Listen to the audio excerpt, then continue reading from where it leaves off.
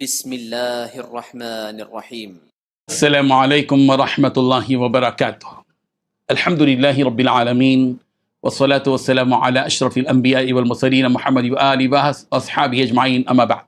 حاضرین و ناظرین، یہ درس نمبر 1281 ہے اور آج سورہ انبیاء کی 3 آیتوں کی تلاوت اور تشریح کی جائے گی۔ آیت نمبر 21، 22 اور 23، 21، 22 اینڈ 23۔ چلیے سب سے پہلے ان 3 آیتوں کی تلاوت کرتے ہیں، لفظی ترجمہ اور ترجمے کے بعد تشریح کرتے ہیں۔ اعوذ باللہ من الشیطان الرجیم، بسم اللہ الرحمن الرحیم۔ ام اتخذوا آلہۃ من الارض هم ينشرون لو كان فيهما آلهة إلا الله لفسدتا فسبحان الله رب العرش عما يصفون لا يسأل عما يفعل وهم يسألون، صدق اللہ العظیم۔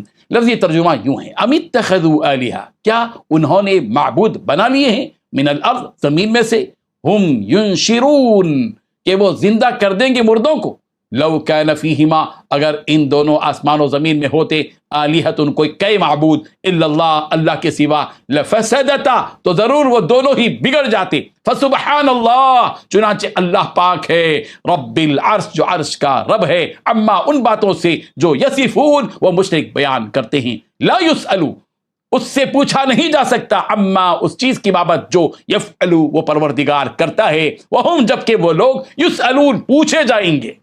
ترجمہ یوں ہے، بھلا کیا ان لوگوں نے زمین میں سے ایسے خدا بنا رکھے ہیں جو نئی زندگی دیتے ہیں؟ اگر آسمان اور زمین میں اللہ کے سوا دوسرے خدا ہوتے تو دونوں درہم برہم ہو جاتے۔ لہذا عرش کا مالک اللہ ان باتوں سے بالکل پاک ہے جو یہ لوگ بنایا کرتے ہیں، اور وہ جو کچھ کرتا ہے اس کا کسی کو جواب دہ نہیں ہے، اور ان سب کو جواب دہی کرنی ہوگی۔ ان 3 آیتوں میں 5 باتیں بتلائی گئی ہیں۔ پہلی بات، بھلا کیا ان لوگوں نے زمین میں سے ایسے خدا بنا رکھے ہیں جو نئی زندگی دیتے ہیں؟ دوسری بات، اگر آسمان و زمین میں اللہ کے سوا دوسرے خدا ہوتے تو دونوں درہم برہم ہو جاتے۔ تیسری بات، لہذا عرش کا مالک اللہ ان باتوں سے بالکل پاک ہے جو یہ لوگ بنایا کرتے ہیں۔ چوتھی بات، وہ جو کچھ کرتا ہے اس کا کسی کو جواب دے وہ نہیں ہے۔ پانچویں بات، ان سب کو جواب دہی کرنی ہوگی، یعنی اپنے کیے ہوئے کاموں پر جواب دینا ہوگا۔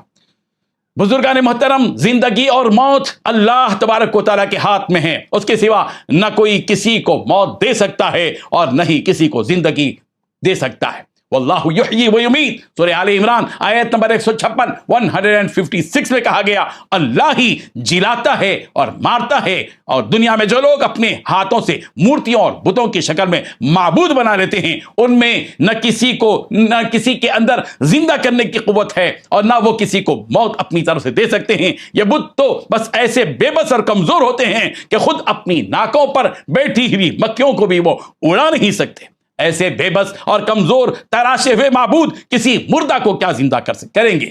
جب ان کمزور معبودوں یعنی قبروں کے مردوں کو زندہ کرنے کی طاقت نہیں ہے، تو پھر یہ مشرکین کیوں ان بتوں کو اللہ کا شریک اور ہمسر قرار دے رہے ہیں اور ان کی پوجا پاٹ میں لگے ہوئے ہیں؟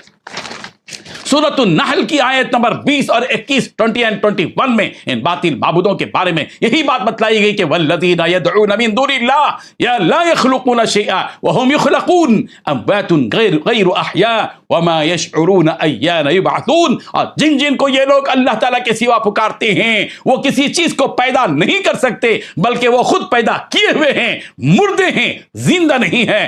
وہ انہیں نہ تو یہ شعور، انہیں یہ تک شعور نہیں ہے کہ یہ کب اٹھائے جائیں گے۔ اس کے بعد توحید کی ایک مضبوط دلیل پیش کی جا رہی ہے کہ اللہ تبارک و تعالیٰ کی وحدانیت، کہ اللہ تبارک و تعالیٰ اکیلے ہیں، تنہا ہیں، اللہ کے مثل کوئی ہو نہیں سکتا۔ اس کی ایک تازہ بہترین مثال اور مضبوط مثال دی جا رہی ہے، لو کان فیہما آلہۃ الا اللہ لفسدتا، اگر زمین اور آسمان میں اللہ کے سوا کوئی اور معبود ہوتا تو زمین و آسمان دونوں درہم برہم ہو جاتے۔ یعنی اگر ایک اللہ کے علاوہ کوئی معبود بھی زمین و آسمان میں ہوتا تو زمین و آسمان کا نظام درہم برہم ہو جاتا اور دنیا میں فساد اور بگاڑ پیدا ہوتا۔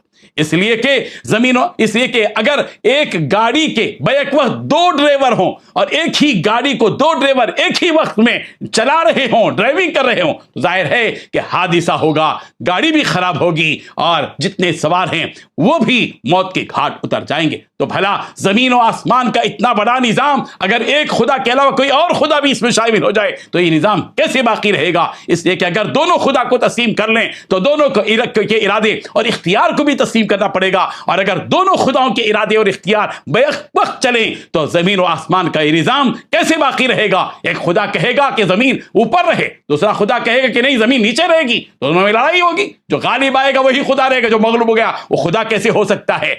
بہرحال اللہ تبارک و تعالیٰ کے بارے میں لا محالہ اس حقیقت کو تسلیم کرنا پڑے گا کہ زمین و آسمان کا حقیقی خالق اور مالک اور مختار صرف اور صرف ایک ہی خدا ہے، جس کو اس آیت کے ایک حصے میں بتلایا گیا۔ پس عرش کا مالک ان سارے عیبوں اور خامیوں سے بالکل پاک ہے جو مشرکین اللہ تبارک و تعالیٰ کی طرف منسوب کر رہے ہیں۔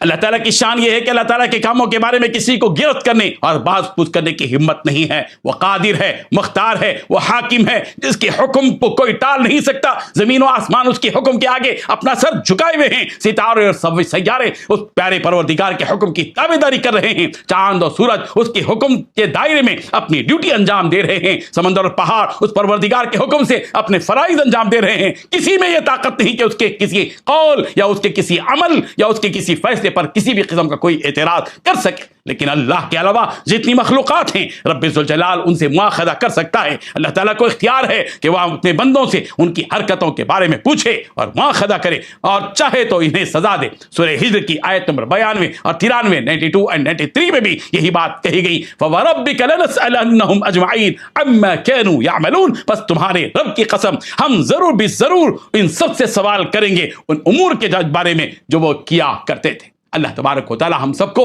ان حقیقتوں کو تسلیم کرنے کی توفیق عطا فرمائے۔ آمین۔ وآخر دعوانا ان الحمد للہ رب العالمین۔